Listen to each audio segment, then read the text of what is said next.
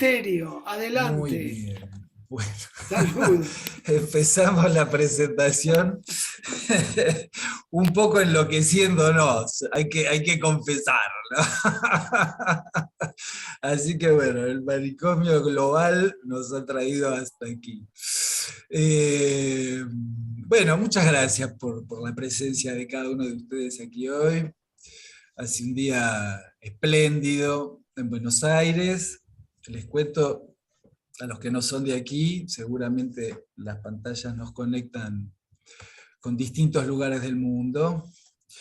Quiero agradecer especialmente a Andrea Zúñiga por el video que ha realizado para la difusión de la actividad, un video que han visto recién.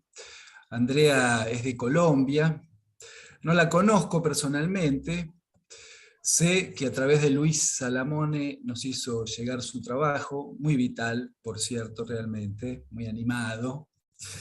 Y se los cuento porque esas son cosas que pasan permanentemente aquí. Aquí, en este caso, es el Departamento de Investigaciones sobre Toxicomanías y Alcoholismo del Instituto Clínico de Buenos Aires, pieza clave de una red mundial. Para estar a tono con la presentación del libro, podría decir de una locura global que no está, en este caso, ni encerrada ni segregada.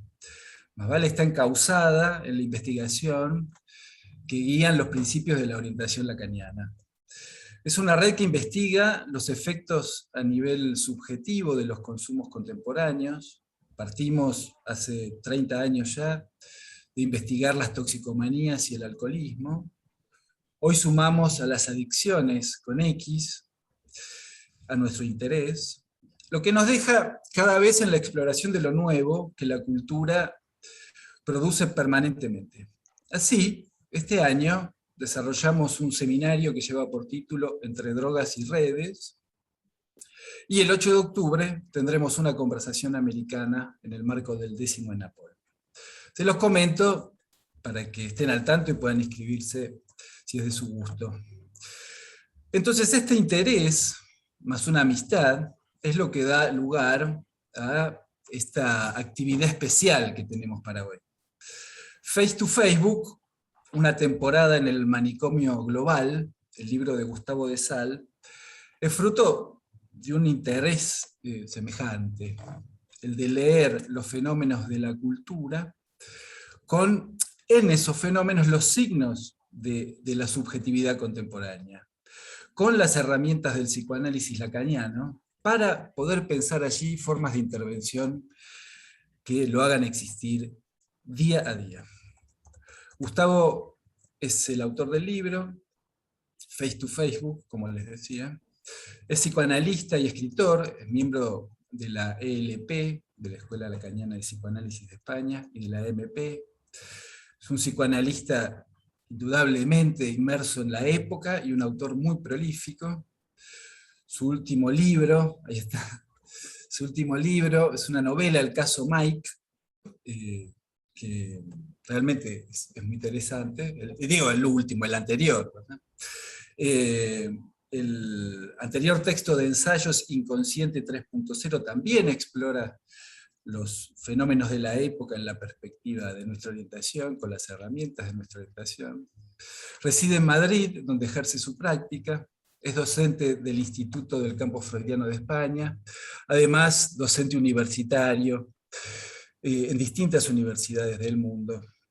Bien, lo conocen, simplemente presentarlo ante ustedes y destacar estos rasgos que lo aunan con los tres presentadores que van a presentar el libro de Gustavo hoy. Son tres lectores implacables de la cultura contemporánea, del malestar en la cultura, en la civilización actual, y transmisores de los medios que el psicoanálisis ofrece para abordarlo. Se los presento ahora y van a compartir su lectura del libro en el orden en que se los voy a presentar. Silvia Ons es analista en Buenos Aires, miembro de la Escuela de Orientación Lacaniana. y la AMP, es responsable del Departamento de Filosofía y Psicoanálisis del Instituto Clínico de Buenos Aires, fundadora de la revista Dispar. Además de su trabajo en el ICDEVA, es docente universitaria y una muy prolífica autora de artículos periodísticos, ensayos y libros, el último de ellos, El sexo del síntoma. Algunos les menciono, algunos anteriores, porque realmente es muy prolífica. Comunismo sexual, el cuerpo pornográfico, todos en una estrecha articulación con la época, una lectura muy, muy sagaz de la época, cada uno de ellos. Luis Salamone es miembro de la EOL también y de la AMP, psicoanalista en Buenos Aires y en muchos otros lugares, aquí, es psicoanalista aquí. Ha sido analista de la escuela en el periodo 2007-2010, es codirector del Departamento de Toxicomanías y Alcoholismo, docente del ICDEVA, profesor universitario también, un lector apasionado y muy prolífico. Su último libro, Topología del Amor, fue presentado hace poco. Estamos a la espera del próximo que nos ha prometido ya. Títulos anteriores de él han sido El amor es vacío, Amor, tabaco y otros vicios, entre muchos otros, también son muchos, ¿no? Seguramente los conocen. Ernesto Sinatra, también es miembro de la EOL y la AMP, es fundador y director de la red TIA, codirector en este momento, también docente del ICDEVA, docente universitario, reside en Buenos Aires. Su último libro, Adicciones, con X, fruto del trabajo con este tema en el departamento, y es realmente el texto que orienta el trabajo que llevamos adelante hoy. Otros textos de Ernesto, otros libros, Los Nuevos Adictos, escrito con arroba, todo sobre las drogas. Bien, realmente son muchos y orientan nuestro trabajo en el departamento desde hace muchos años. Así que no quiero demorar más la presentación, los dejo con Silvia y espero disfruten el trabajo.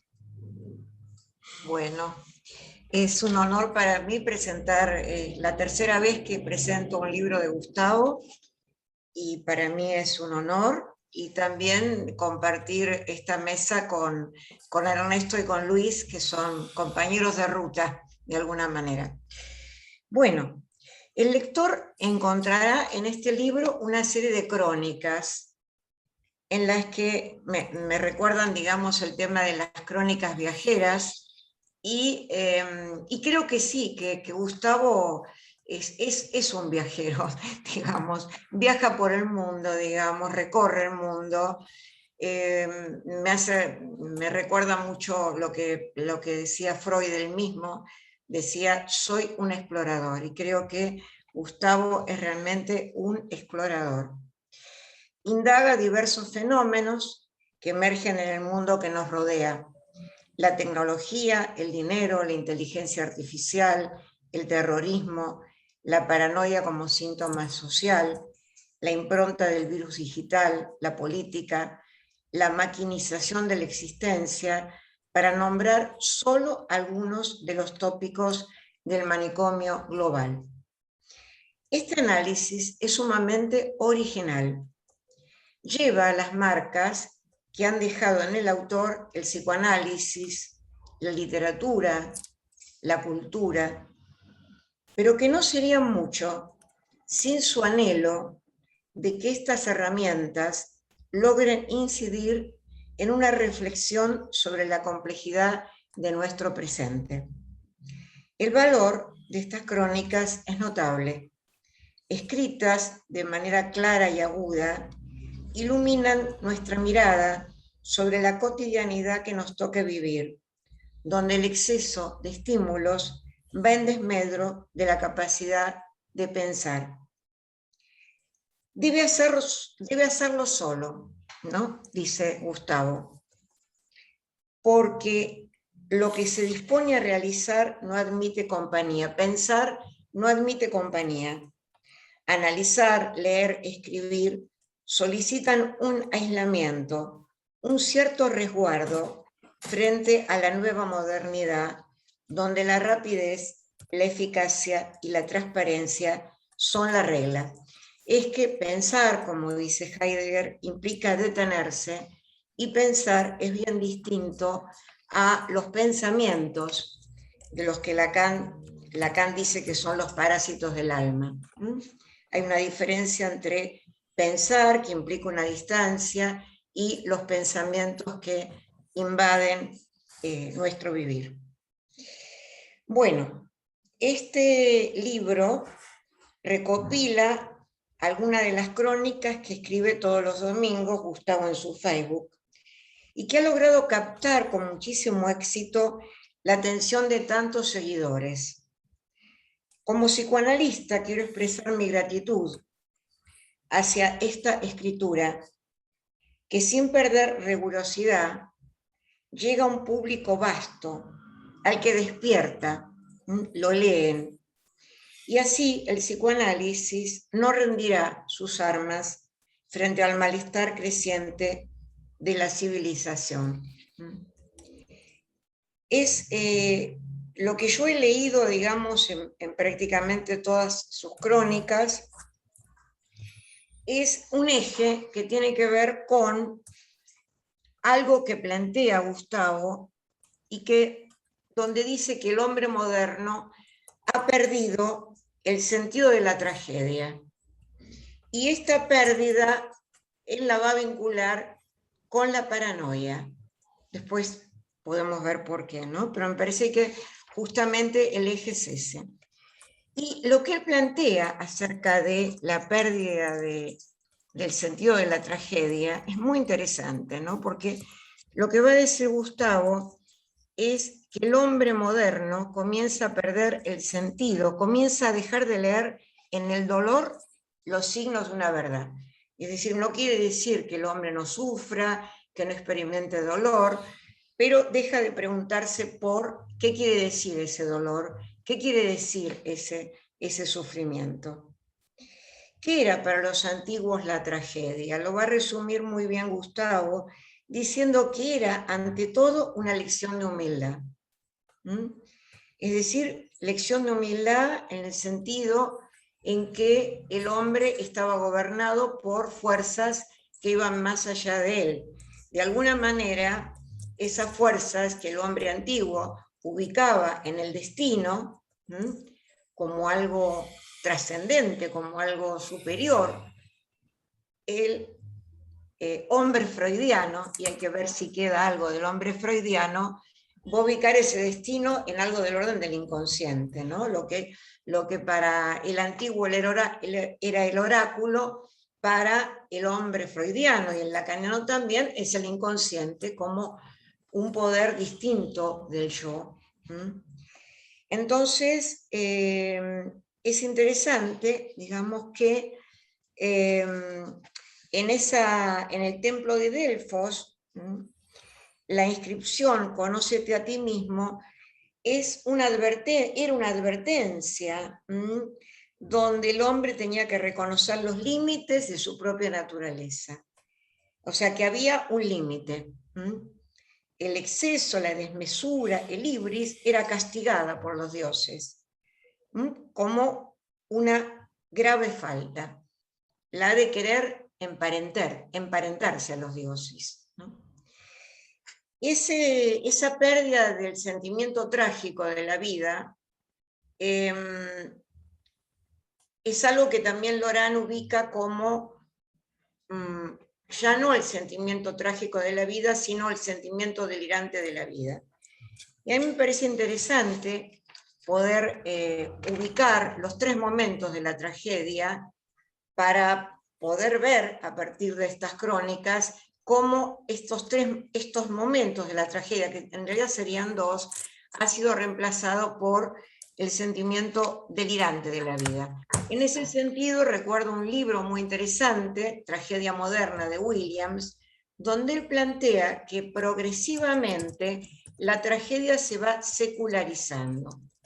Ya no es la tragedia antigua, donde el hombre estaba de alguna manera sometido al destino, ya no es la tragedia moderna, donde ya no es el destino, sino el conflicto, digamos.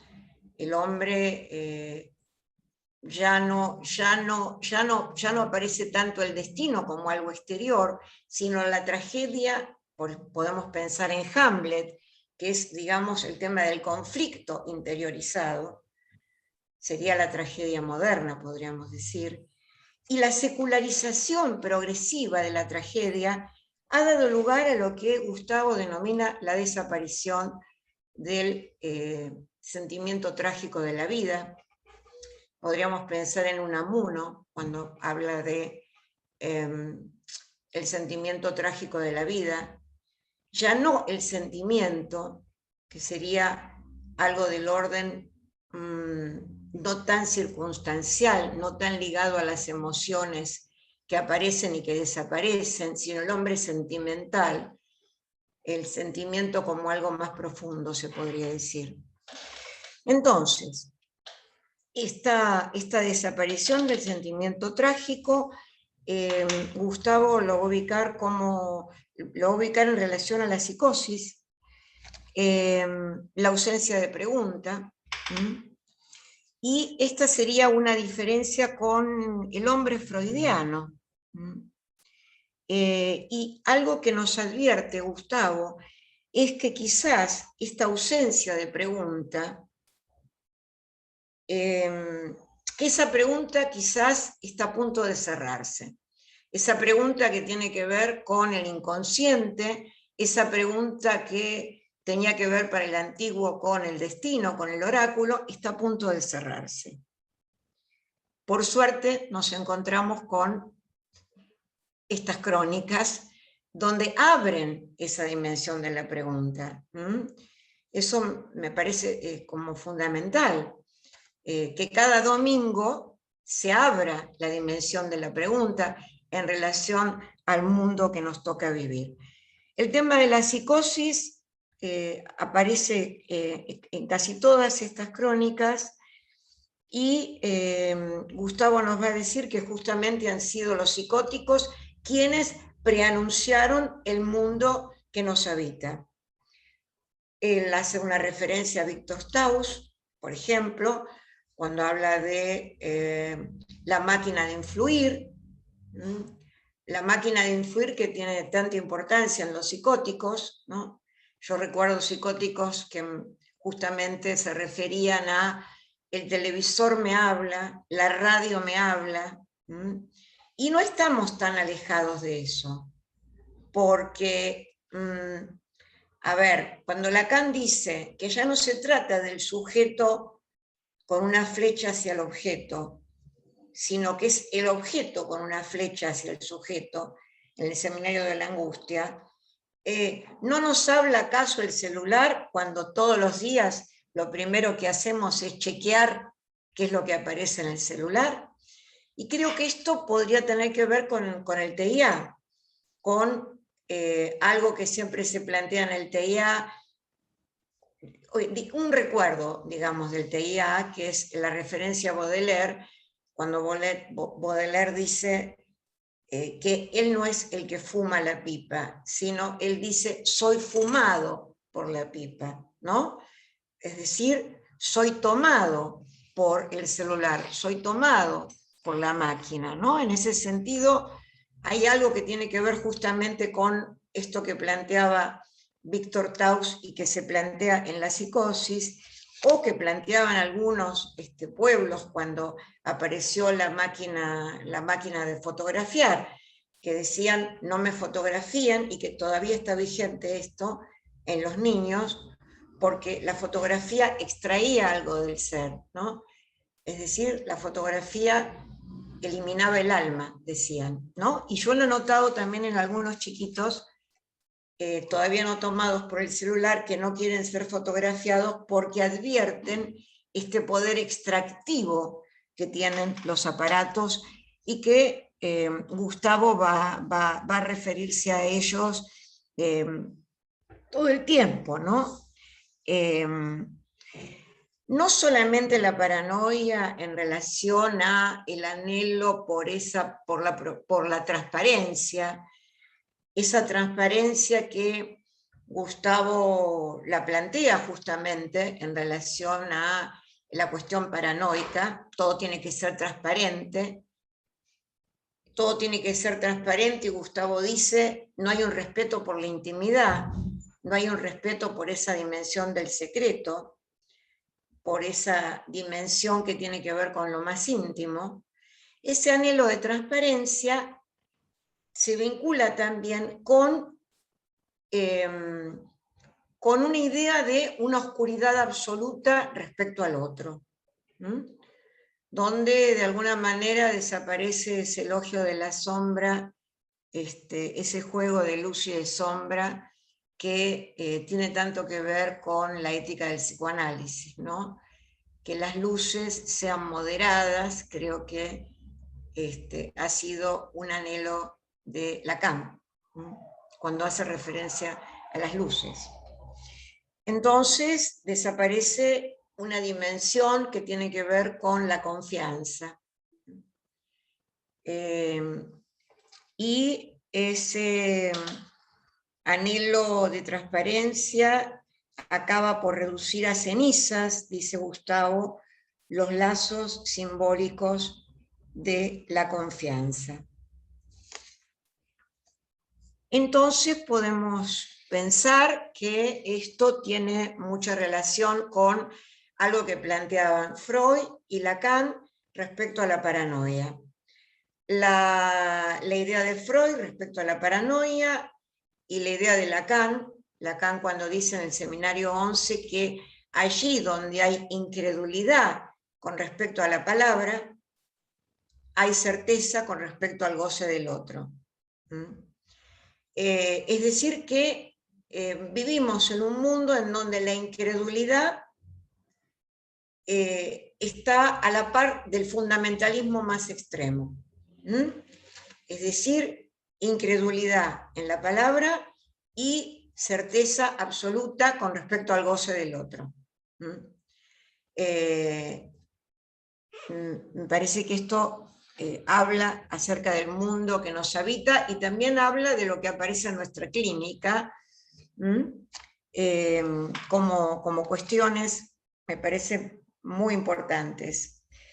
El sentimiento delirante de la vida también tiene que ver con la égida del yo como punto de referencia de todos los acontecimientos, ¿sí? Gustavo va a decir que la paranoia es el síntoma contemporáneo de una sociedad que ha perdido el valor de la confianza. Y ahí Gustavo va a explorar, digamos, todos estos fenómenos vinculados con la tecnología, por ejemplo, IMA, que es ya no solamente los influencers, que me parece que es una cuestión bastante interesante, el tema de los influencers digitales y los que no son digitales, porque en un punto todos llegan a ser digitales, me parece. Porque creo que es interesante el tema de los influencers para pensar en la importancia que han tenido en la pandemia, en los adolescentes. Las marcas que introducen los influencers particularmente en los adolescentes, no digo que sean solo los adolescentes, y a veces pienso que se habla mucho de construir el patriarcado, ¿no? Como consigna, creo que ya está deconstruido el patriarcado, pero de lo que no se habla es de la deconstrucción de los influencers, ¿no? Que tienen cada vez más vigencia en nuestra vida. Gustavo va a hablar de los influencers digitales y esta dimensión de una gran visibilidad, pero también de una gran importancia de lo acústico permanentemente, en donde lo que desaparece es la dimensión del silencio. esa dimensión del silencio que creo que sí rescata Gustavo para poder analizar los fenómenos de nuestra época. Por último, quisiera decir algo que tiene que ver con la presentación que escuché, creo que el viernes pasado, que se hizo del libro de Gustavo, y en ese momento pensé lo siguiente. Spinoza dice que una idea potente es una idea que da lugar a otras ideas. La potencia de una idea se define por sus consecuencias. Me encanta eso, ¿no? Porque tiene también que ver con la ética del psicoanálisis, que es la ética de las consecuencias y no de las intenciones. Bueno, entonces, en ese momento, en esa presentación, Gustavo habla, ¿no?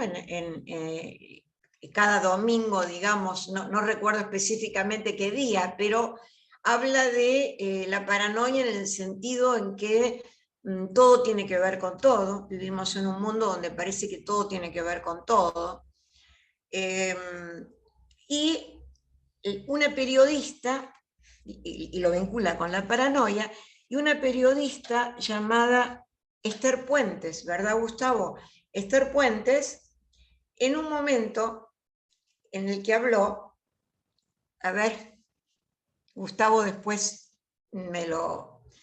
Esther Puentes creo que se llama, una periodista que me... Esther Peñas, Esther Peñas. Esther Peña, perdón. Bueno, Puentes tiene que ver... Periodista y poetisa, sí. Claro, una maravilla, digamos, su retórica. Y ella en un momento dijo que también vivimos en un mundo donde nada tiene que ver con nada, ¿no? Donde se rompen las conexiones. O todo tiene que ver con todo, o nada tiene que ver con nada. Y entonces pensé que ella estaba definiendo también otro tipo de psicosis, ya no solo la paranoia, sino la esquizofrenia, ¿no? Me pareció interesante cómo ella, digamos, también estaba de alguna manera situando otro fenómeno.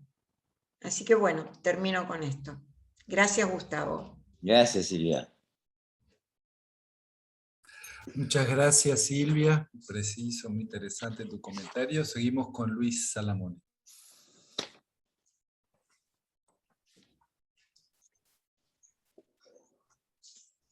Luis, por favor, desmuteate. Ahí estamos, ¿no? ¿Escucha? Sí. Bueno, una alegría presentar el libro de un querido amigo con otros queridos amigos.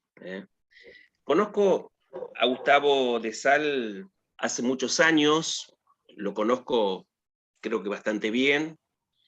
Supongo que es debido a un par de motivos, como que, por ejemplo, tenemos un amigo en común, muy querido por ambos, que nos permitió reunirnos acá y allá en algunas oportunidades. Un amigo que también está en la presentación de este libro, es el que viene después.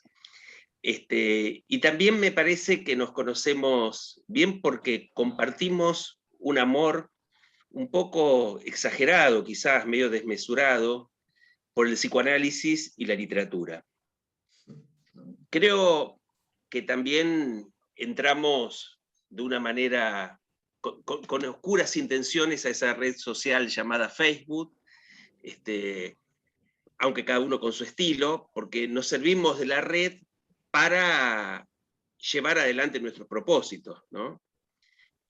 A él tuvo que insistirle su mujer y su hija para que viera las potencialidades que podían tener Facebook. A mí bastó que mi hija mayor, Marila, me dijera, mira papá, acá se pueden subir fotos, y arranqué. Y fue realmente una sorpresa la locura que era eso, porque empezaron a pedirme fotos para revistas, venían gente con fotos que habían impreso para que se la firmara y la colgaran en el consultorio, y después descubrí en un segundo momento la capacidad que tenía para poder escribir cosas que a uno le gustaba, digamos, ¿no?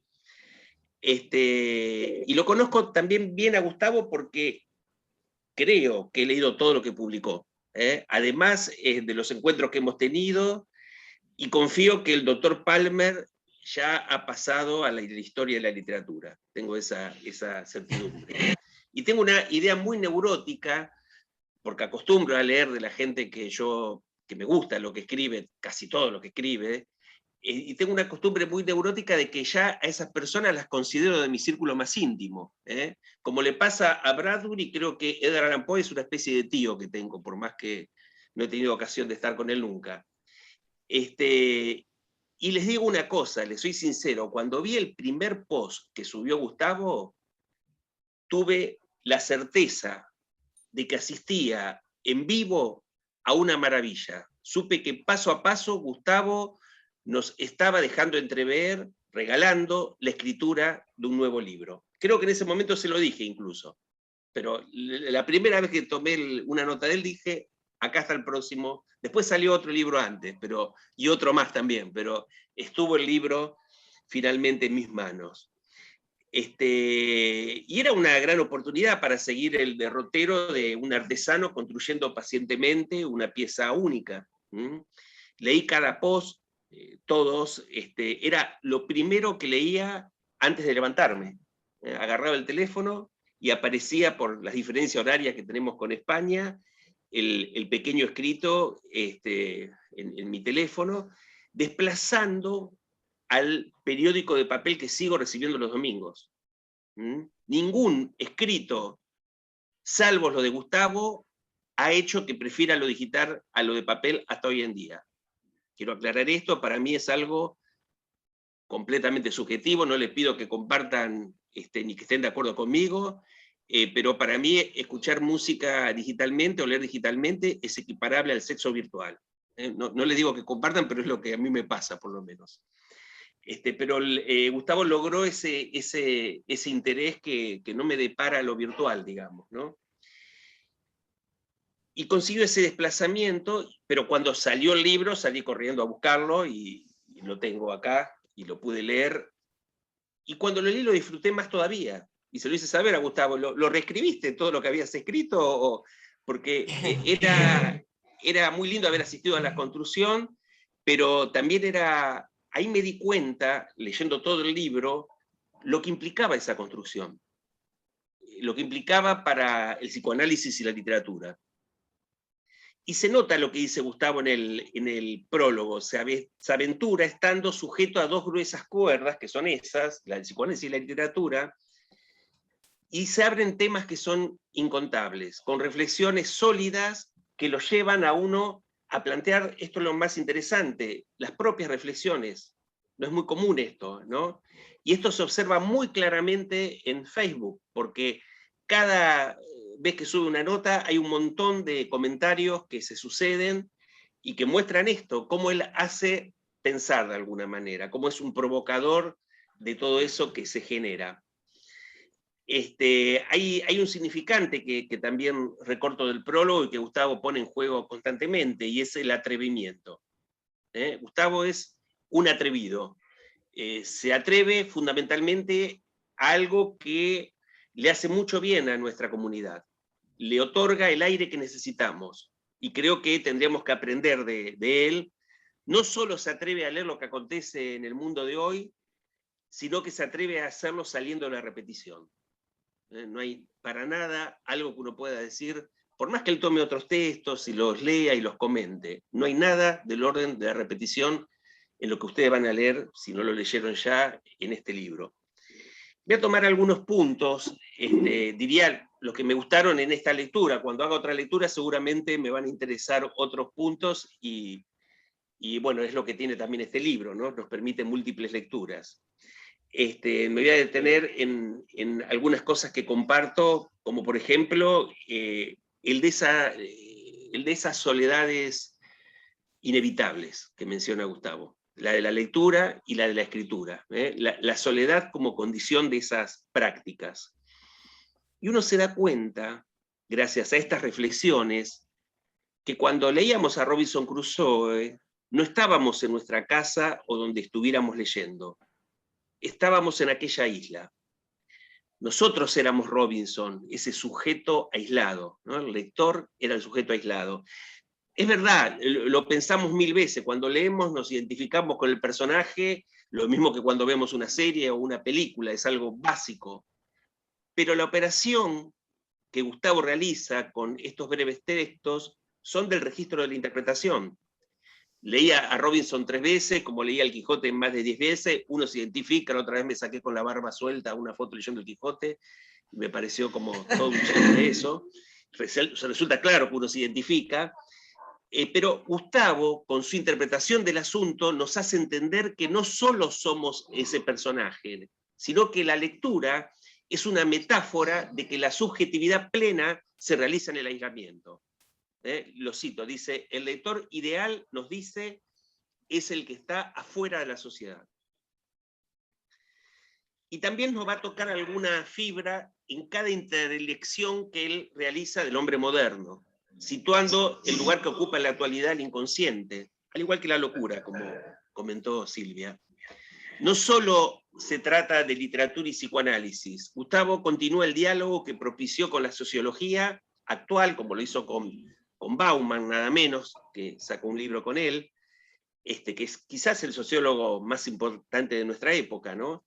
Pero también con otros pensadores, y lo que logra es algo que tampoco es muy común entre quienes comentamos estas lecturas que son ajenas al psicoanálisis en un punto, porque él le inyecta a la sociología lo que le hace interesante para nosotros y que le falta en un punto, porque no es el objeto de su interés, que es el campo de la subjetividad y el campo del goce.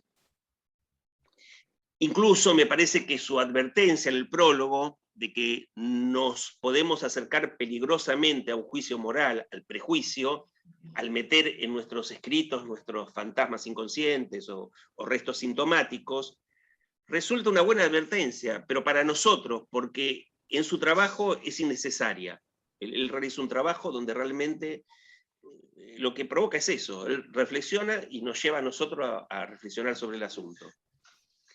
Y plantea una orientación de lectura por fuera de los textos psicoanalíticos, pero que es valiosa para nosotros, porque muchas veces, cuando, como les decía, leemos determinados sociólogos, yo he notado que los psicoanalistas nos plegamos a su pesimismo.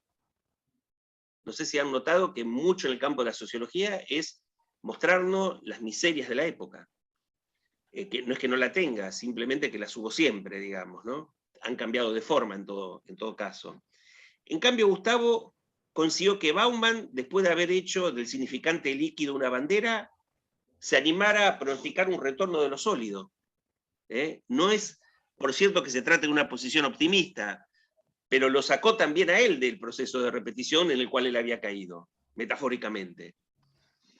Y el libro, diría yo, se trata de una colección de temas que, si bien están ordenados en apartados, resulta muy difícil que lo podamos abarcar en los comentarios que hagamos hoy, porque hay textos de todo tipo de cuestiones que pueden llegar a interesarle a cada cual.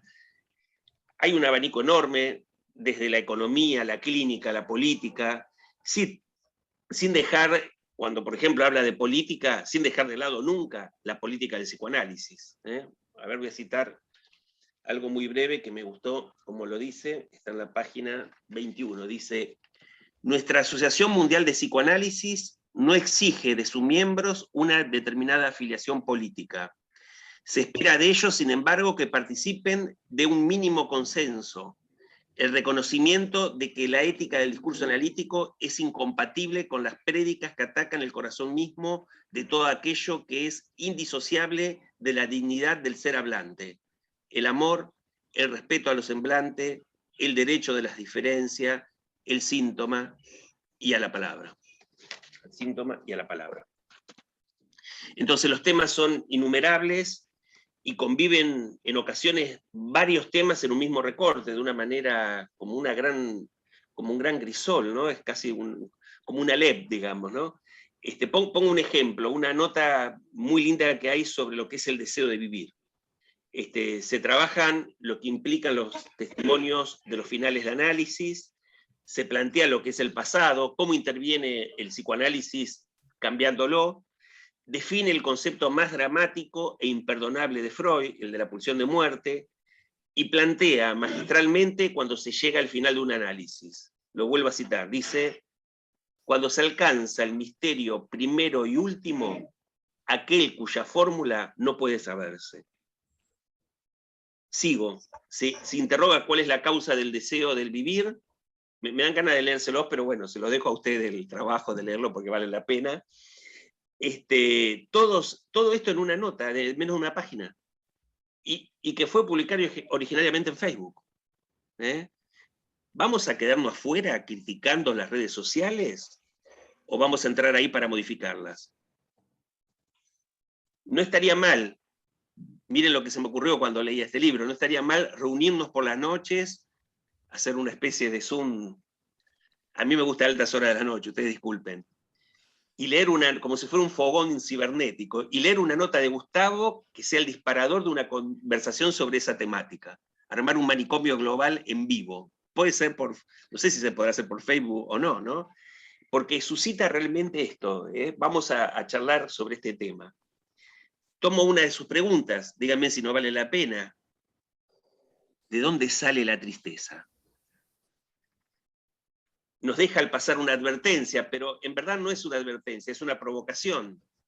Cuidado con las palabras, el viento no se las llevas. Podríamos hablar del lugar de la verdad, que cada vez se presenta más mentirosa, por ejemplo. Podríamos discutir con Gustavo sobre el sexo que quiere la derecha, o sobre cómo los amos han devenido en esclavos. Podríamos debatir sobre la paranoia de cada día, sobre los feminismos o las masculinidades actuales, etcétera, etcétera. El mundo de Internet, las diferentes aplicaciones, sus consecuencias, son analizadas desde dentro. Penetramos con Gustavo en su lógica, en sus posibilidades y en sus límites. Se trata también de un libro que reúne paradojas, como por ejemplo que la extensión de la vida biológica sería el triunfo de la pulsión de muerte. Uno de los ejes de trabajo en sus textos siempre ha sido la cuestión del amor. En todos sus textos uno puede ver que el amor es uno de sus temas, digamos, ¿no? También ahí compartimos un interés común. El amor, el deseo, la satisfacción erótica son formas de nombrar la libertad de elección, dice, pero la libertad está hipotecada al inconsciente. Me hizo acordar la canción Eclipse de Pink Floyd, ¿no? Que todo está bajo el sol, pero está eclipsado, digamos, ¿no? Por la luna. Un fragmento. Si lo leo es porque considero que no puedo decirlo mejor. Página 153. Hay algo en el amor verdadero, que limita con la inconveniencia y el error. Por eso amar siempre es fallar, no dar en el blanco, aunque por un instante podamos creerlo. Podríamos seguir con diferentes temas, Tinder, los animales, también es precioso como él escribe sobre los animales, la locura, el capitalismo. Y llega mi capítulo preferido, la curación por la literatura. No sé si la literatura nos curó, Gustavo, o nos salvó la vida. En verdad, como vos decís en el prólogo, nos ha rescatado. Las palabras no son inocuas, nos decís. ¿Acaso no amamos por eso a Freud? Y hasta me animaría a decir, sin que nunca lo habláramos, me lo podés comentar vos ahora si tenés ganas, que vos también amás a ese texto de Freud, que quizás sea mi preferido, que es Lo siniestro. Porque la literatura, aun con sus cuentos de terror, diría que son más que cuentos de terror, también nos rescata de eso. Hace muchos años, décadas atrás, cuando no lo conocía todavía Gustavo, compré un texto sobre vampirismo. ¿Y saben quién era el traductor? Gustavo de Sal. Noticias del año que apestamos, el cierre perfecto. Dice que lo fantástico se vuelve normal, es un imperativo de la época.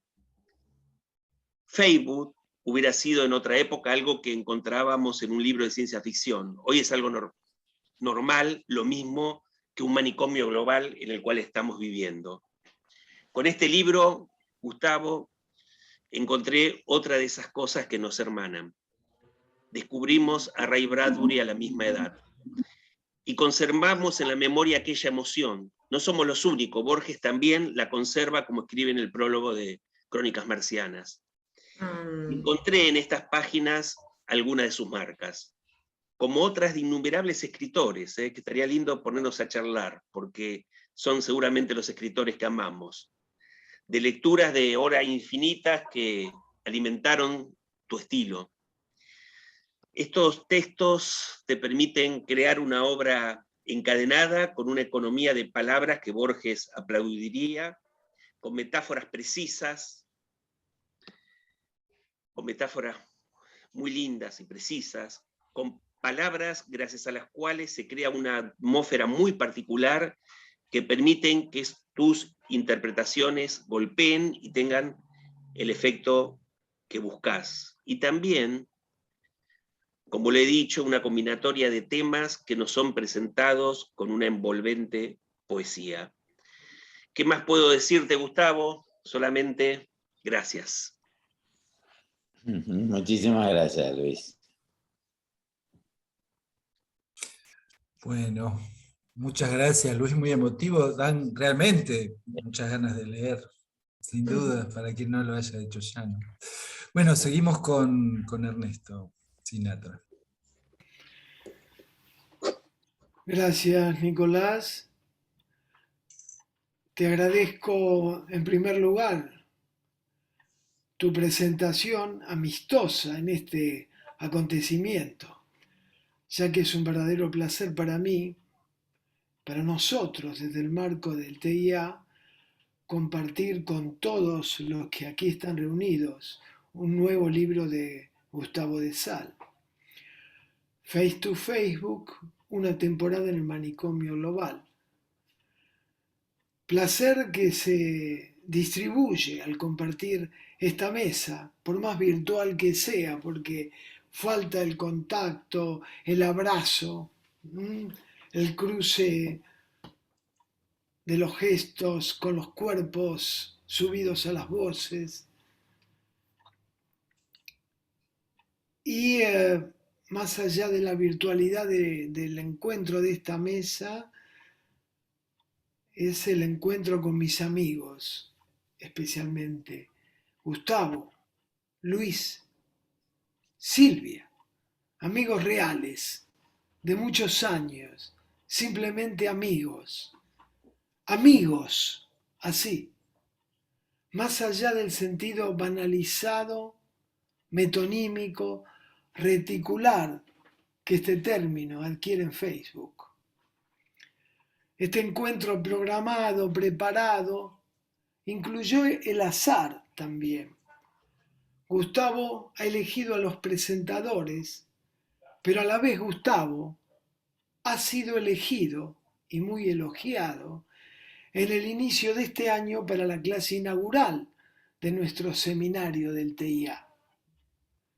Toxicomanías, losange, adicciones, entre drogas y redes, como decían, para dictar una conferencia sobre el objeto en psicoanálisis en la perspectiva de la época. Recientemente, también él ha dejado sus marcas en un prólogo y en la contratapa de un libro que escribí, Adicciones, tal cual como lo refería Nicolás.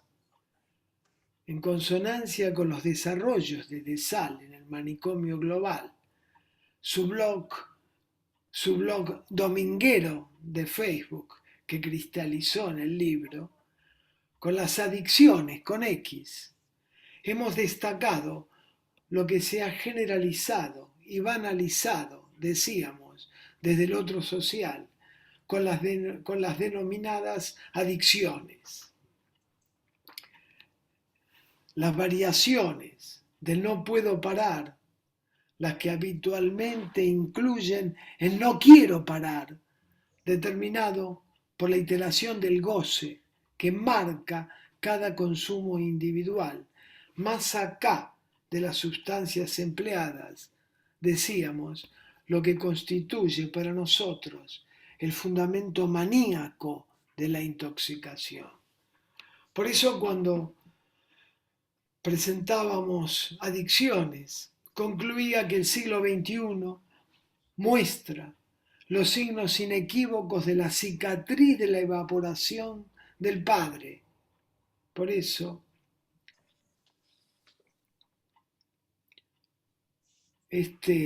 Adicciones intenta constituir un nombre sintomático del estado actual de la civilización, atravesado por las políticas del mercado con sus clasificaciones y estadísticas.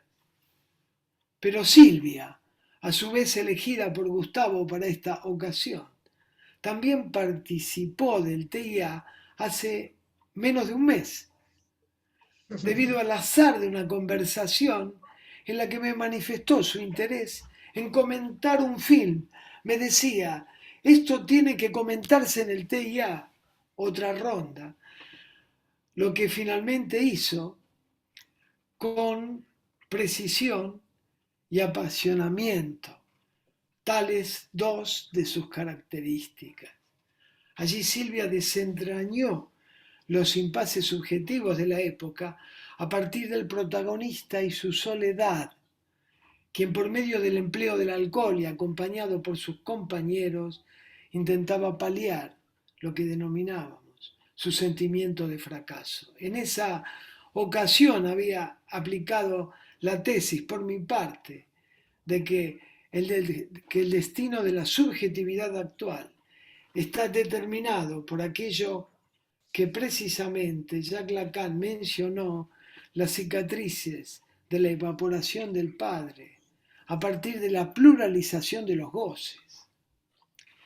La frase de Lacan extraída de la nota sobre el Padre dice: creo que hoy en día el rastro, la cicatriz de la evaporación del Padre es algo que podríamos poner bajo la rúbrica y el título general de la segregación. Por eso que me pareció necesario destacar allí. Siempre hablamos de la caída del Padre, de la caída de la imago paterna, del déficit del Padre, etc. Pero acá, en el 68, lo que ubica Lacan es la cicatriz de la evaporación del Padre. Y en ese lugar entra la vía regia para el acceso a todos los tóxicos que aparecen en el estado actual de la civilización. Por eso me había permitido parafrasear la frase freudiana que retomó Lacan.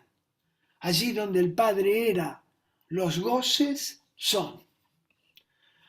A riesgo que el libro de Gustavo, con matices a los que luego voy a referirme, pivotea en torno de esta frase. Todo esto sí, sin dejar de resaltar que con Silvia Ons hemos compartido, además hace ya muchos años, la dirección del TIA. Bienvenida de nuevo, Silvia. Y como si fuera poco, quedando de lado muchas coincidencias más, Luis y Nicolás estuvieron desde el inicio en el armado de esta red internacional que en pocos meses, chicas, muchachos, cumplirá 30 años de existencia. Les recuerdo, 1992, en el mes de febrero o enero, fue febrero, ¿verdad? En aquel encuentro con Jacques Alain Miller. Este lado del azar que acabo de poner sobre la mesa, el amigable lado de la inevitable Tijé, me permite ahora citar a Gustavo. Allí donde queremos ser dueños de nuestro proyecto, estoy en la página 37-38 del libro, la vida se reduce a una aglomeración de azares que nos agitan y nos empujan de un lado al otro y que reinterpretamos siguiendo una clave de lectura donde se manifiesta nuestra marca singular. Pero entre tanto, sorprendente e insidiosa torsión de esa ley implacable, un extraño algoritmo se introduce contrariando la arbitrariedad de la contingencia. Es decir, este es el lado amigable de la TIG, ¿verdad? Un lector desprevenido entonces, de aquellos que se habrían perdido hasta el momento de conocer a Gustavo de Sal y a su incesante tarea de interrogar desde dos de sus pasiones, la literatura y el psicoanálisis, las multiformes manifestaciones de la realidad humana, seguramente podría interrogarse sobre la titulación de este brillante compendio de artículos que componen Face to Facebook, una temporada en el manicomio global. Gustavo hace uso de Facebook en la línea que acaba de plantear Luis Salamone para transmitir su análisis del delirio generalizado que caracteriza nuestra época, acompañando las transmutaciones subjetivas, intentando dar cuenta de ellas que se producen en el nuevo milenio. En la variedad de la colección de artículos destacamos 3 tópicos que han interpelado a la humanidad desde sus albores: el amor, la locura y la muerte. Allí Gustavo interpreta a las tecnociencias y a sus consecuencias a partir de un acertado uso de Facebook, face to Facebook, es decir, encarando, confrontando, amigándose, pero al mismo tiempo ubicando los puntos en los cuales puede producirse en la plataforma ciertos desvíos. Pero también, voy a citarlo en la página 22, lo aclara de esta manera. Muchos psicoanalistas cometen un gravísimo error al establecer juicios morales acerca de las tecnologías. Lo que nos interesa de modo particular es comprender los efectos sintomáticos que se presentan a nuestra escucha, a sabiendas de que cualquier política educativa en materia de uso, restricción o permisividad de las redes sociales es completamente ajena al discurso analítico. Y esto que viene creo que es fundamental para precisar. Las tecnologías no han fabricado el odio, la pornografía, la difamación, los ataques cibernéticos. Son el vehículo de todas las pasiones que afectan al ser hablante. Más adelante dirá, no está en nuestras manos, como posiblemente en las de nadie, ni forma parte de nuestra ética, intentar cambiar el curso de la evolución tecnológica. Somos, en cambio, los depositarios de aquello que cae, el desecho que el engranaje desprende y también de esa pequeña cosa que puede introducirse de modo subrepticio y provocar una alteración dramática en el funcionamiento del engranaje.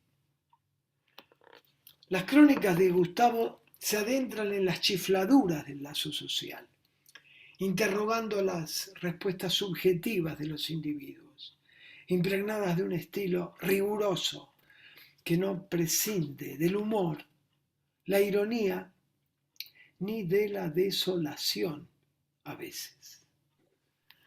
Mientras me deleitaba con su análisis de la lógica del mercado, siempre navegando esta lógica entre el cinismo y la canallada de sus protagonistas, surgía en mi mente como fondo musical, primero de un modo imperceptible para mí, era una música que me aparecía, una formación alucinatoria casi podríamos decir.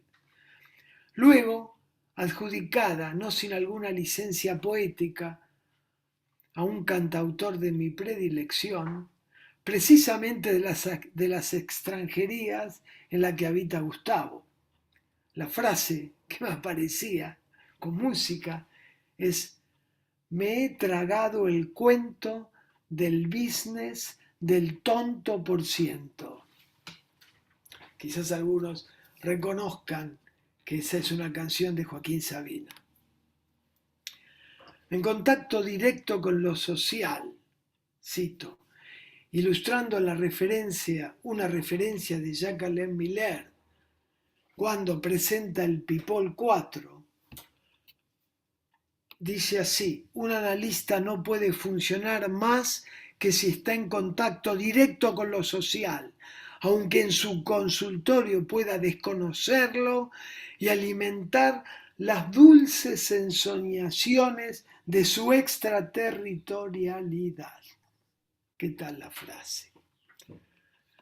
En contacto directo con lo social, diremos entonces, de Sal se arremanga y se deja contaminar también por la hedionda substancia que emite la pulsión de muerte, el goce de la destrucción, que analiza de un modo tan preciso como brillante, para tomar apoyo, él, Gustavo, en lo que Freud alguna vez llamó el eros perturbador de la misión de Tánatos, para de esta manera interpretar Gustavo lo que él llama en la página 14 la sumisión y la indiferencia ciudadana a los atropellos de la globalización.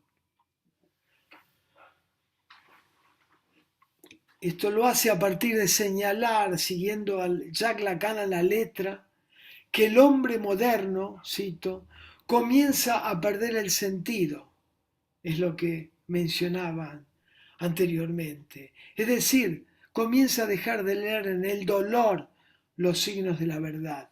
Y lo que enfatizaba Luis, va dejando de creer en su síntoma, va dejando de suponer que el síntoma tiene algo que decir.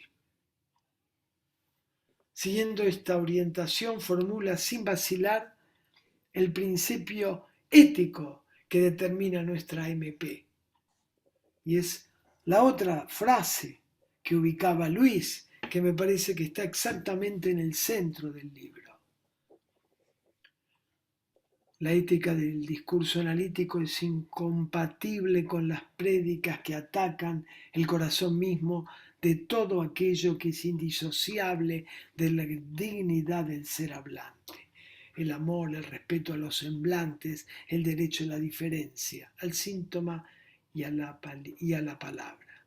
Pero para concluir más adelante, en la página 21, de un modo preciso, frase que recomiendo tomarla, recordarla por su valor para nosotros. El error clínico es siempre inevitable. La dimensión ética es inadmisible. Página 21.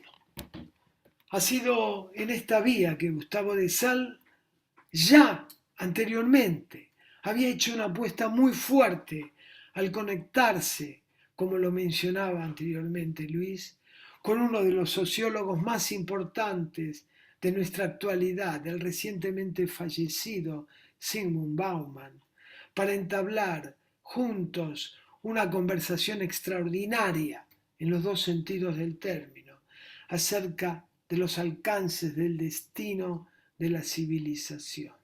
Su producto ha sido el libro que mencionaba antes Luis, El retorno del péndulo, sobre psicoanálisis y el futuro del mundo líquido, que constituye un hito que se inscribe ya en la historia del movimiento psicoanalítico, que debemos agradecerle a Gustavo y que tal vez, esta es mi lectura, no haya tenido en nuestra comunidad aún el merecido reconocimiento.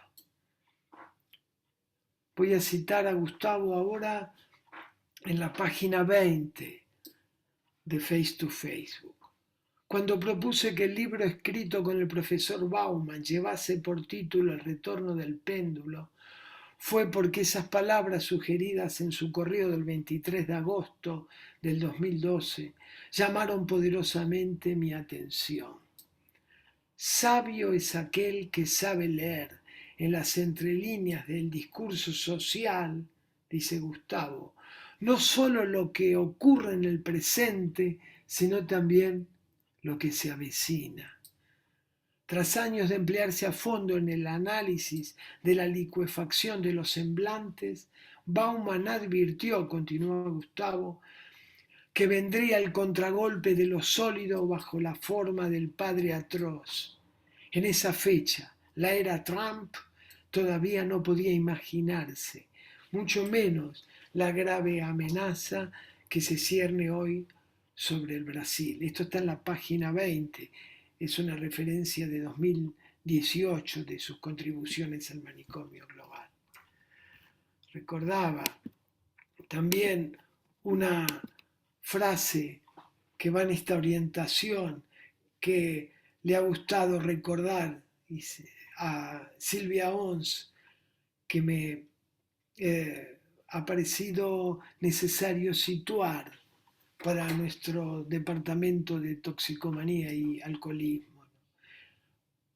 Y que ubicaba a identificaciones líquidas, adicciones sólidas. ¿Verdad, Silvia? Pero en el retorno del péndulo, Gustavo de Sala analiza el amor líquido desde la letra freudiana, situando las coordenadas del que sería, años después, en el 2018, su manicomio global. Voy a citarlo desde su introducción al texto. Dice Gustavo, estoy situando lo que él dice en El retorno del péndulo.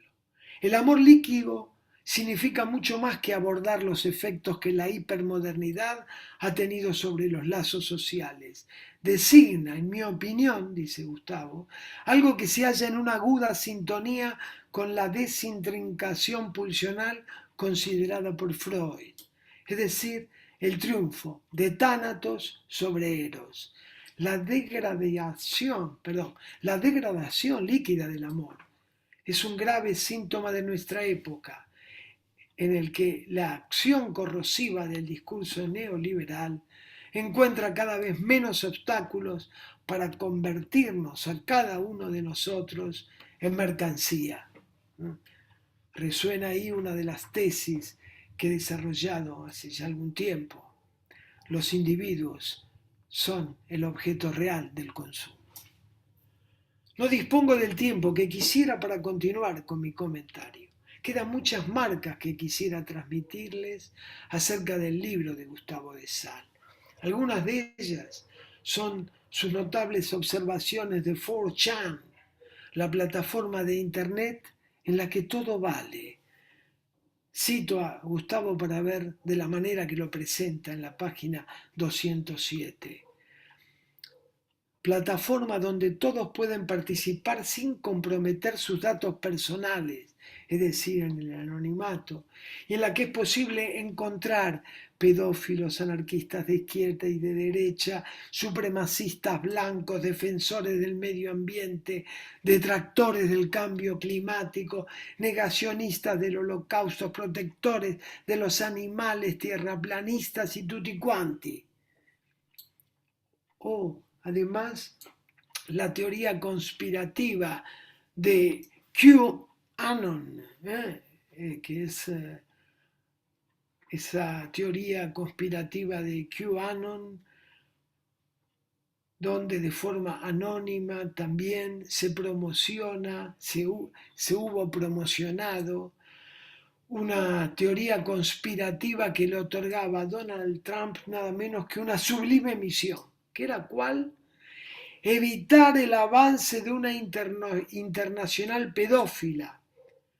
Para eso tendría que acceder Trump al poder y lo apoyaba la ultraderecha. Identificada esa internacional pedófila, en Hillary Clinton, Obama, hasta el Papa Francisco, impulsando lo peor del padre bufonesco, con sus fake news y el lugar que tuvo y tiene en elecciones procesadas incluso democráticamente. O también me hubiera gustado hablar de la ontología de Facebook, cuando promete, ofrece y asegura no solo un ser para cada uno, dando múltiples variaciones de género, más de 60, para que cada cual logre inscribirse según su apetencia en la plataforma para los amigos, algunas delirantes por cierto, sino además un ser más allá de la muerte, ya que sabemos de las dificultades para salirse de Facebook, si alguien así lo determina, incluso para familiares cuando intentan hacer uso de ese derecho, por la angustia que suele provocarles encontrar incluso mensajes enviados por el fallecido automáticamente, imborrables, salvo para Frank Ahern y su método de distracción virtual, que está en la página 213 del libro Situada, que tiene por nombre ese método How to Disappear, cómo desaparecer. Pero me detengo aquí, solo lanzando para ustedes la serie de lecturas que les ofrecemos con este libro, a decir verdad, con estos dos libros, pues mi propuesta conclusiva es que Face to Facebook resulta más apetitoso si lo lee con la filigrana del retorno del péndulo. Y lo digo así, para intentar colocar, aunque sea por el tiempo que dure la lectura, un palo de piedra en la boca del cocodrilo, en el que a menudo parece transformarse, es decir, fantasmatizarse el destino actual de nuestra civilización. Muchísimas gracias, Gustavo. Gracias, Ernesto. Bueno, muchas gracias, Ernesto. Fantástica la presentación de los tres y seguramente Gustavo querrá dirigirnos algunas palabras. Sí, con mucho gusto. Bueno, en primer lugar, por supuesto, agradecer a TIA y a las personas que componen la mesa, con las que me une una amistad de muchísimos años. Son tantas las cuestiones que han tratado que evidentemente, bueno, voy a tomar algunos pequeños recortes de las que más me han significado. Pero me gustaría comenzar con dos cuestiones. La primera es algo que creo que mis compañeros de mesa compartimos, puesto que de alguna u otra manera somos deudores de uno de los que creo han sido los grandes maestros de nuestra orientación psicoanalítica, que fue Germán García. Y Germán una vez dijo una frase que nos quedó a todos muy grabada y que a mí me orientó muchísimo a lo largo de toda mi relación con el psicoanálisis, de que no hay temas psicoanalíticos, sino que hay una manera psicoanalítica de hablar de cualquier tema. Bueno, con ese ingenio que Germán tenía con las palabras, me dejó esa frase. Creo que para muchos de nosotros eso ha sido una brújula. Y creo que efectivamente es una manera de sintetizar qué es el manicomio global.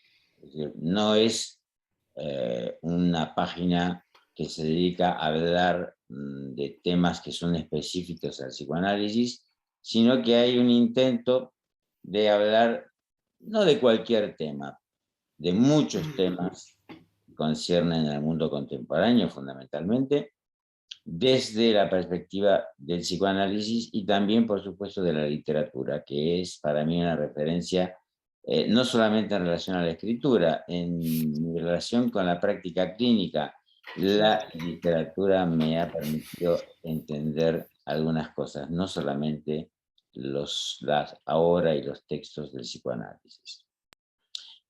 También quisiera comentar algo a modo de contexto muy rápido, ¿no? A propósito de lo que ha comentado en algún momento Luis Aramone, sobre cómo utilizar Facebook, ¿no? Que una herramienta que evidentemente es muy cuestionable, y antes de ayer la responsable de la sección de tecnología del New York Times sacó un editorial muy interesante, porque hace pocos días ha saltado a la luz pública por primera vez informes secretos que Facebook tiene. Ha realizado estudios sobre los efectos que la plataforma produce. Y hay resultados tremendos, ¿no? Que han querido ser ocultados. Es decir, los daños en distintos terrenos que Facebook produce. Informes que han sido solicitados por la propia compañía y cuyos resultados se han ocultado y que ahora se han filtrado a la luz pública. La responsable de la sección de tecnología del New York Times se hizo la pregunta de si Facebook es una herramienta que debería retirarse de algunos países en donde no se cumplen las mínimas normas éticas de dignidad con la vida humana. Y ella decía, supongo que el público que lee pensará que una neoyorquina protegida en el entorno de Nueva York, de raza blanca además, ¿no? Le resulta muy fácil asegurar una cosa como esta, para inmediatamente rectificarse y decir que, por supuesto, esto es, digamos, una idea totalmente peregrina, ¿no? Que si ya muchos países son perjudicados por los sistemas políticos en los que viven, privarlos de una plataforma que tiene efectivamente un lado perverso sería empeorar las cosas. La conclusión que yo he sacado de ese editorial es que con independencia de los propósitos mercantilistas que tiene Facebook, es la manifestación, Facebook mismo es un síntoma. Es un síntoma en el sentido de que es algo que no tiene una solución que se pueda plantear, digamos, en términos normativos. No hay una manera. Facebook ha excedido a los creadores de Facebook. Facebook se ha convertido en un síntoma que en realidad forma parte del contexto general en el cual nos encontramos, que es qué es lo que Internet ha aportado en la transformación del mundo. Internet, efectivamente, como de alguna manera cada uno de ustedes lo han señalado, Internet es algo coexistente, no por casualidad, surge en un momento en el cual se pone de manifiesto, quizás de manera más nítida que nunca, la progresiva disolución del orden del mundo regido por el nombre del Padre. ¿Por qué digo esto? Porque era inevitable que Internet, con el paso del tiempo, fuera aproximándose cada vez más a una forma de subjetividad que se aproxima efectivamente a la psicosis. Porque Internet está construido en base a una estructura algorítmica que es la que se denomina el hipertexto. Es decir, algo en donde los algoritmos establecen conexiones. Eso que nosotros hacemos, a veces intencionadamente, cuando abrimos un texto, encontramos una palabra o una frase subrayada, pinchamos, nos lleva a otra, y esa otra nos lleva a otra, y se va abriendo una estructura en red, que es lo que se denomina hipertexto. La estructura en red tiene una característica completamente distinta a la estructura metafórica, porque la estructura en red se apoya en una dimensión muy particular y muy clara del lenguaje. Es decir, nosotros estamos acostumbrados a partir de Freud, por supuesto, con su idea, digamos, de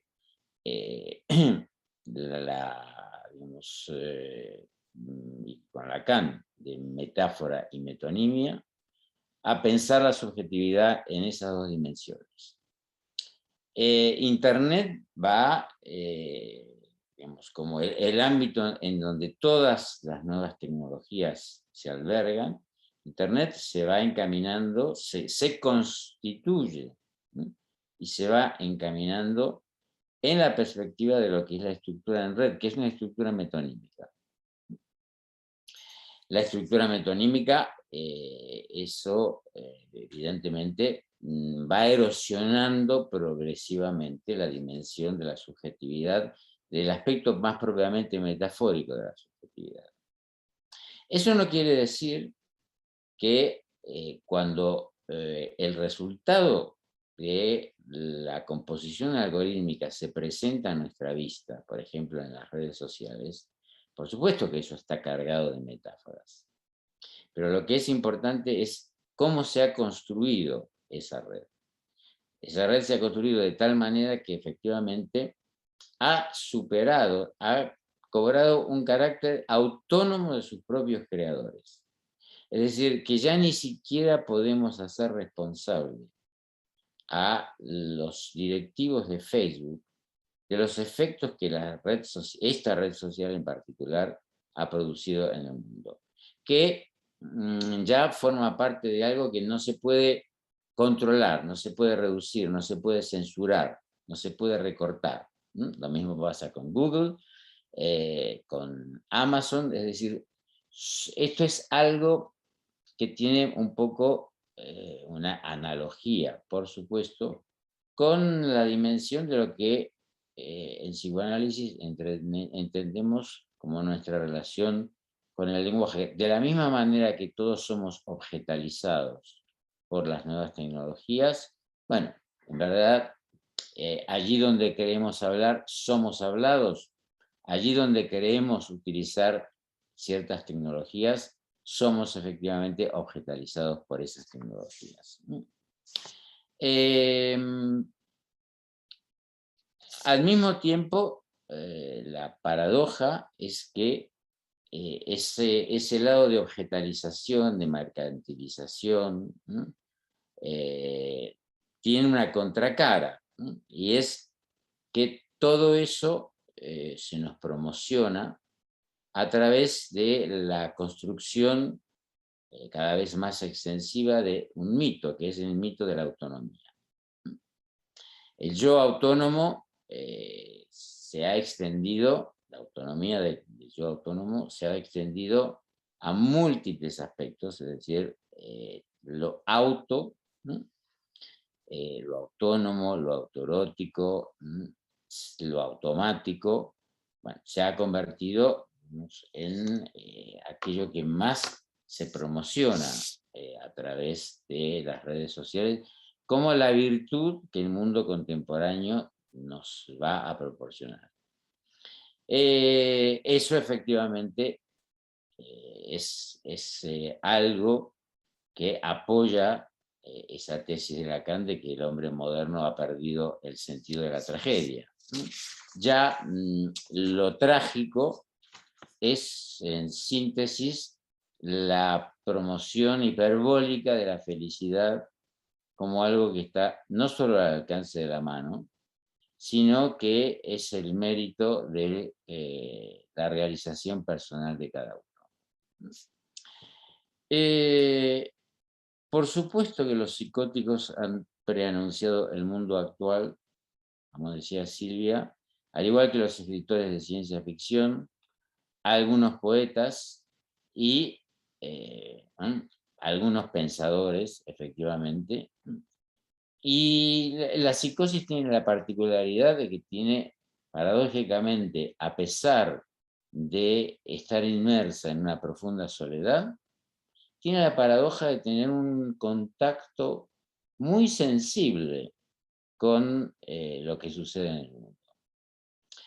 Por eso, efectivamente, a partir del momento en que la vida se ha ido transformando cada vez más en una incertidumbre desnuda, es decir, una incertidumbre que es constitutiva de la condición humana, pero que al menos estaba relativamente velada por relatos, mitos, religiones que permitían que pudiésemos convivir,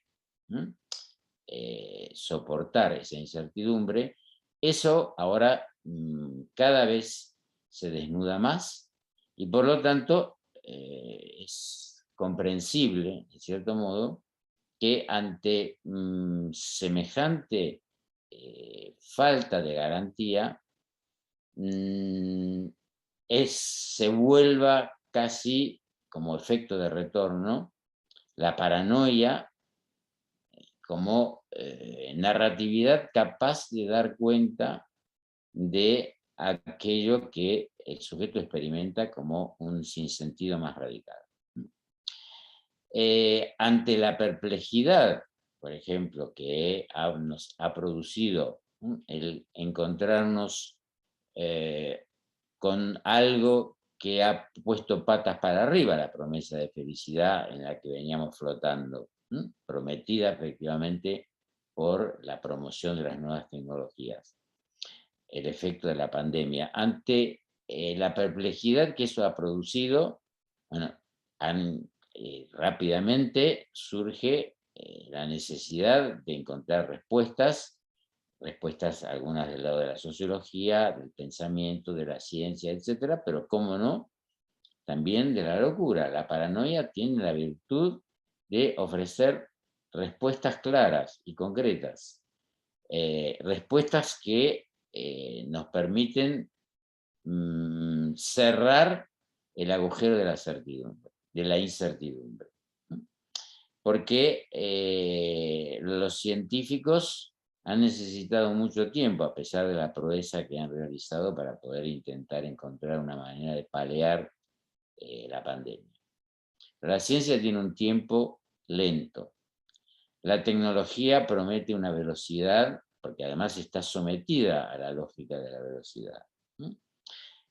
Los científicos piden tiempo, los tecnólogos prometen la instantaneidad y la psicosis ofrece una respuesta rápida a ese instante de perplejidad que capturó al mundo. Entonces, vamos a ver cada vez más la importancia de la psicosis como intervención no solamente en la vida individual, sino en la vida colectiva. Vamos a ver cada vez más la importancia de la psicosis y su influencia en la política. Influencia, los influencers que mencionó Silvia, ¿no? Ellos también son el síntoma de la descomposición del orden simbólico. Porque antes había un gran influencer. Por ejemplo, la religión, ¿no? O las distintas religiones a las cuales cada uno podía, digamos, adherirse. No son muchos los relatos, no son muchos los mitos que organizaron el mundo y que fueron los grandes influencers, a los cuales la humanidad se acogió en sus distintas variantes. Ahora los influencers se cuentan por millares. el número de seguidores es impresionante. Es decir, ¿qué es eso? Es el síntoma de la atomización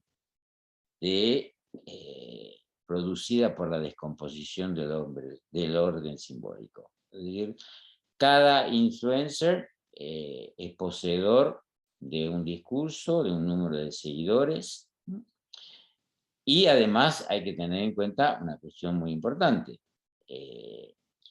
Antes había que conquistar a los seguidores, ¿no? Había que realizar un trabajo de mucho sacrificio y de mucho esfuerzo para encontrar seguidores. Hoy eso es muy fácil, porque existen los bots, es decir, la propia tecnología es capaz de crear miles y miles de seguidores automatizados que interactúan entre sí, ¿no? Por eso la estructura en red es absolutamente fundamental, y que son la manifestación de un síntoma más en el malestar en la civilización. Es verdad que prácticamente todo lo que escribo, a pesar de que tiene efectivamente inspiración en cosas muy diversas, tienen algo que en común, ¿no? Ernesto lo sintetizó como amor, locura y muerte. Sí. Creo que incluso se podría sintetizar todavía más, ¿no? El término que Freud creó, la Liebenleben, ¿no? La vida amorosa, ¿no? Que incluye algo mucho más grande que el amor, ¿no? Porque para Freud la vida amorosa primero comenzó siendo los 3 ensayos, ¿no? Luego se fueron añadiendo otros elementos, introducción al narcisismo. Es decir, dentro de esa categoría Freud incluye lo que en nuestros términos podríamos denominar el amor, el deseo y el goce en su doble dimensión, ¿no? En la dimensión, digamos, del principio del placer y en su dimensión vinculada a la pulsión de muerte. Creo que efectivamente quizás la vida amorosa, a pesar de la pluralidad de temas que se tratan cada domingo, la vida amorosa me parece que es, tanto desde la perspectiva del psicoanálisis como lo que a mí personalmente me ha aportado la literatura, creo que es, bueno, el rasgo que intento darle, digamos, el matiz, el color que intento darle a cada crónica de los domingos. Porque todavía sigue siendo para mí un misterio insondable. Creo que además, si el psicoanálisis, el mérito más grande que el psicoanálisis le ha podido aportar a la vida amorosa, es efectivamente poder encontrar un montón de elementos que nos permiten descubrir un poco los mecanismos y la lógica, pero al mismo tiempo sin llegar al final. Es decir, preservando, digamos, un punto de oscuridad, un punto de misterio, algo que es absolutamente insondable. Creo que el psicoanálisis y la literatura, y otras formas del arte, por supuesto, son lo que nos resguardan de un mundo en donde esa falsa noción de transparencia se promociona. Falsa noción porque la contracara de esa transparencia es la, digamos, oscuridad progresiva de la autoridad del otro. Dios no nos ha abandonado. Dios se ha escondido. Y ese Dios escondido es efectivamente, digamos, la cara oculta de ese imperativo de transparencia que en la actualidad se promociona a través fundamentalmente de las redes sociales. Bueno, Creo que ya es un poco tarde, quiero agradecer la participación de todos y de todos mis compañeros. Por supuesto, en un clima como este, rodeado de amigos, de personas que me acompañan hace tantos años, hacen, bueno, muy grato, la verdad, la ocasión de presentar este libro. Así que, nuevamente, mi gratitud. Bueno, muy bien. Entonces vamos a desmutear los micrófonos. Me parece que Gustavo ha cerrado la presentación excelente de su libro en el día de hoy con esas palabras. Así que muchas gracias a todos y hasta la próxima. Gracias, Gustavo. Gracias a todos. Gracias. Muchísimas gracias. Gracias. Gracias, Gustavo. Muy bueno, Gus. Adelante, gracias.